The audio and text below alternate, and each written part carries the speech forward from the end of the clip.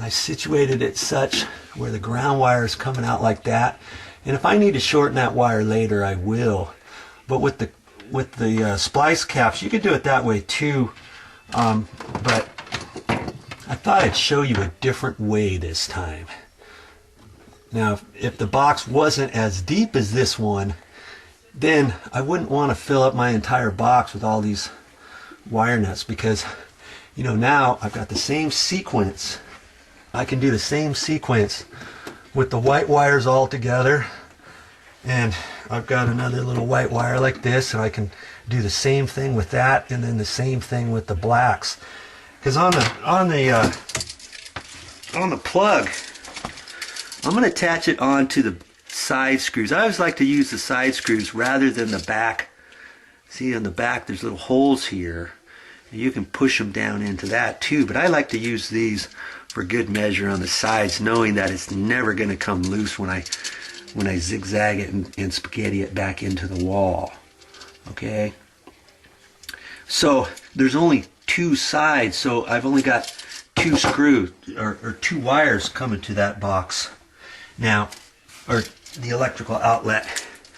But in this case, I don't have to do two wires coming to it, two whites and two blacks. There's a little tab on the side right there and right there. That connects these two screws together, and that connects these two screws together. Okay, if you want just a wall switch that's controlled with the top only, let's say you'd break that side flap off on the hot side. I've never seen an outlet ever, the neutral side, ever have to break that side. I've never broken the side off on the white side. But if you just had one wire going to this, this controls both the top and bottom if you don't break that tab off. You know, but in our case, we got three wires now. So I could do a pigtail if the box was smaller. If I didn't want to get red wire nuts in there, I just wanted to use white or yellow, let's say. Maybe I could take just two white wires and get a pigtail off it and shove that into the box, and then I would come out, and then that would give me one wire here, right, and one white wire here. But in this case, and then I hook it up that way. But you know,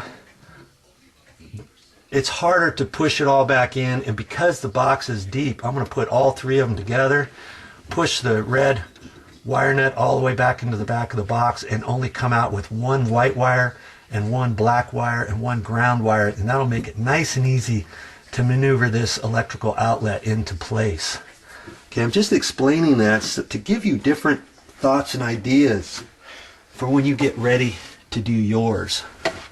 Okay, give you different options. Okay, so now I got the ground wire here. I can get that out of the way, and I know I don't have any power here.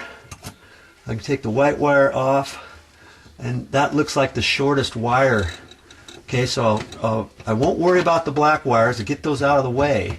I'll do the same thing with these white wires that I did with the ground. Okay, now because this is the shortest one, and that was all I could get out of that, that was my existing wire, I'll cut these other two to match that.